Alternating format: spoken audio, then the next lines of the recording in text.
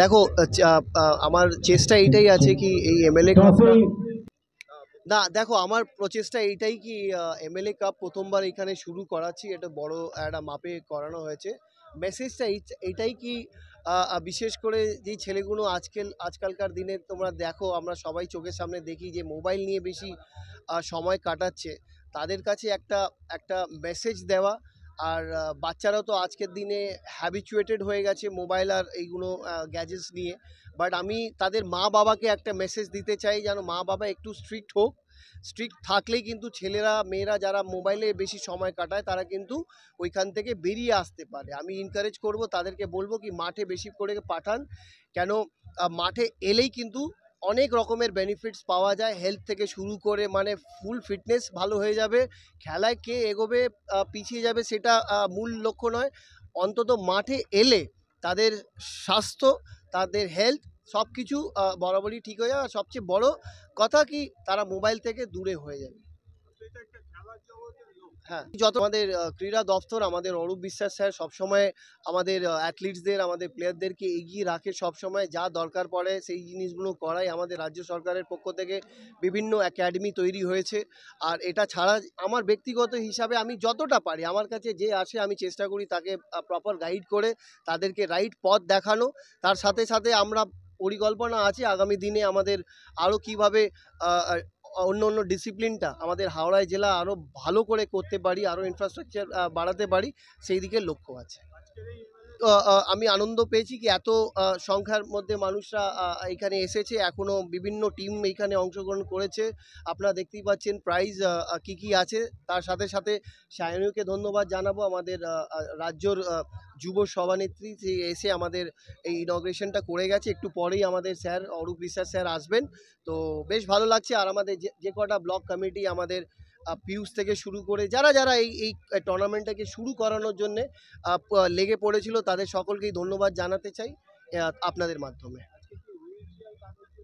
মানে যারা যারা স্পেশাল আছে, যারা হ্যান্ডিক্যাপড আছে, তাদেরকে অবশ্যই আমরা এই মঞ্চ থেকে 4টে আছে আপাতত, 5টা আছে আপাতত। আমরা চেষ্টা করি বিভিন্ন, দেখো সারা বছর কিন্তু বিভিন্ন কর্মসূচির মাধ্যমে মানুষকে পরিষেবা দেওয়ার এই স্বপ্নটা, এই যে উদ্যোগটা আছে, এই লক্ষ্যটা আছে, সেটা আমরা সাইড বাই সাইড করতে থাকি। এটার সাথে সাথে আমরা আরেকটা জিনিস করেছি, এইখানে আমাদের হাওড়া জেলার এত পুরনো যারা টেনিস তারকারা ছিল, যারা রিটায়ার্ড হয়ে গেছে, তাদেরকেও সম্বর্ধনা দেওয়ার একটা পরিকল্পনা আছে। ঠিক আছে, বাংলার সব ক্রিকেট একত্রিত করে এবং এই ধরনের টুর্নামেন্ট কতটা কার্যকরী হবে?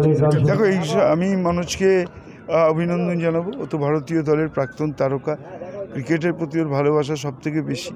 তো আমি যেটা বলছিলাম যে আমরা সব জায়গায় তো এমএলএ কাপ ফুটবলকে ঘিরে হয়, এখানে তো আমরা দেখছি এমএলএ কাপ ক্রিকেটকে ঘিরে হচ্ছে, যেহেতু ক্রিকেট থেকেই ওর উঠে আসা। আজকে মনোজ তেওয়ারি হয়েছে ক্রিকেটের জন্য। ভাই ওর কাছে আমি একটা আবেদন করেছি, আমি কয়েকটা 1 বছর ধরে আইএফের কাছে ফুটবলেও আবেদন করছি যে বাংলার ছেলেদের নিয়ে খেলতে হবে, তাহলেই আজকে সন্তোষ ট্রফি চ্যাম্পিয়ন হলে আজকে যে গর্ব হয়েছে আমরা ভারত সেরা হয়েছি, বাংলার ছেলেদের সংখ্যা আরও বাড়াতে হবে। আমি মনোজকেও অনুরোধ করছি, প্রচুর প্রতিভা আছে, যেসব শট দেখছি এসব শট তো মানে ভারতীয় ক্রিকেটেও দেখা যায় না। একটা অফ স্ট্যাম্পের বাইরের বলকে যেভাবে চামচের মধ্যে তুলে দিল, এইসব শট তো এখানে দেখা যায়। প্রচুর প্রতিভাবান খেলোয়াড় আছে বাংলার ছেলেদের। মনোজকে বলবো, এতদিন তুমি খেলেছো, অধিনায়কত্ব করেছো, এবার কোচিং করো, কোচিং করে বাংলার দায়িত্ব নাও এবং দিয়ে বাংলাকে রঞ্জি ট্রফি চ্যাম্পিয়ন করো, বাংলাকে ভারত সেরা করো।